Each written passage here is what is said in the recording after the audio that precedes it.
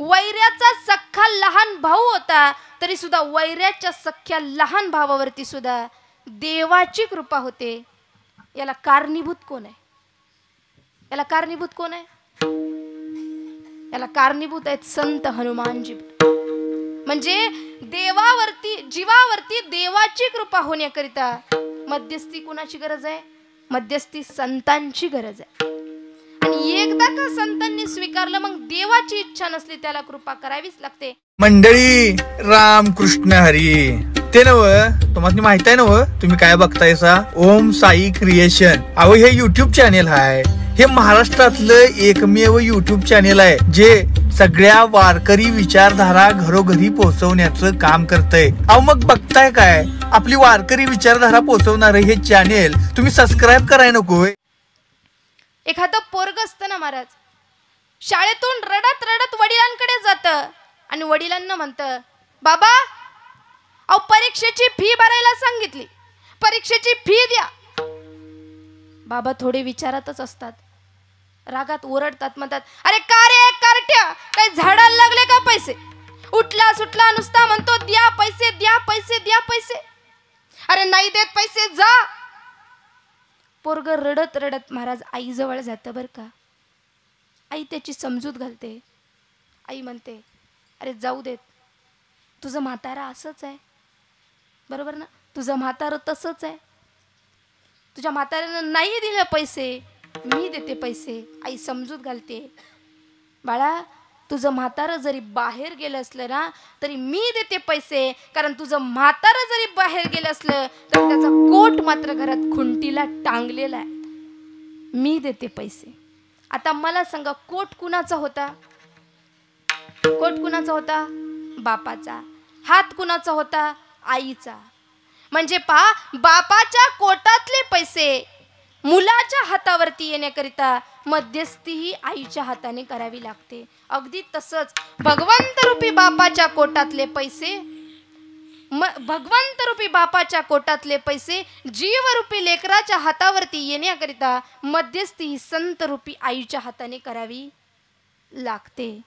मग जे साधू संत तुमची आणि आमची भगवंताची भेट घालून देतात ना, ते असतात तरी कसे याचं वर्णन करतात अभंगाच्या प्रथम चरणात. सर्वभूती पाहे एक वासुदेव, सर्वभूती पाहे एक वासुदेव, सर्वभूती पाहे एक वासुदेव, सर्वभूती पाहे वासुदेव. हे सर्वभूती पाहे एक वासुदेव, सर्वभूती पाहे एक वासुदेव, सर्वभूती पाहे एक वासुदेव, सर्वभूती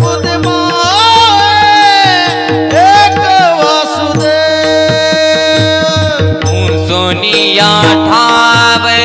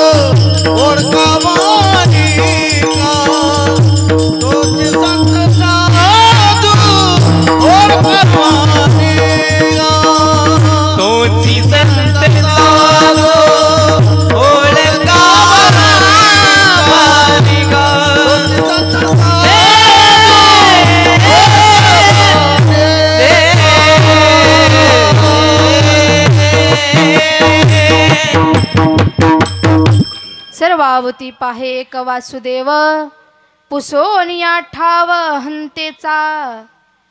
याच्याही पुढं जे जे भेटे भूत ते ते मानिजे भगवंत हा भक्ती योग निश्चिंत जान माझा. या बोधावरती महाराज जे आरूढ झालेत ना बरं का, त्यांनाच संत असे म्हणतात बरं का. याच्या व्यतिरिक्त आपण संत नाहीत. जे जे भेटे भूत ते ते मानिजे भगवंत हा भक्ती योग निश्चिंत जान माझा. संत कुणाला म्हणायचं ऐका, ज्यावेळी माऊली ज्ञानोबारायांना बरं का पैठणहून येत होते ना आळंदीला, शुद्धीपत्र आणण्याकरिता पैठणला गेले होते आणि वाटेमध्ये पहा काही ब्राह्मणांना विचारलं, काय रे तुमची नावं काय बरं का. त्यावेळी माऊलींना सहज कुश्चित बद्दीनं उत्तर दिलं, माझं नाव काय, माझं नाव ज्ञाना. असं अरे मग तो पखालीला पाणी वाहणारा जो रेडा आहे ना रेडा, त्याचंही नाव ज्ञानाच आहे. असं मग त्याचं आणि तुझं नाव जर ज्ञाना असेल तर मग त्याच्यात आणि तुझ्यात काहीच फरक नाही. माऊली ज्ञानोबराय म्हणतात, हो खरंय, त्या रेड्यामध्ये आणि माझ्यामध्ये काहीच फरक नाही. ज्ञानदेव म्हणे तो ही माझा आत्मा, वेगळी का आम्हा तया नाही. खरंय म्हटले. म्हणले असं जर तुझा आणि त्याचा आत्मा एक असेल ना तर तू ब्राह्मण आहेस ना. म्हटले हो. मग तुला वेद जाणता येत असतील ना. म्हटले हो. मग तुला जर ते वेद जाणता येत असतील ना तर तुझा आणि त्याचा आत्मा एक असेल तर तुला जे वेद येतात ते त्याला यायलाच हवेत, त्याला यायलाच हवेत.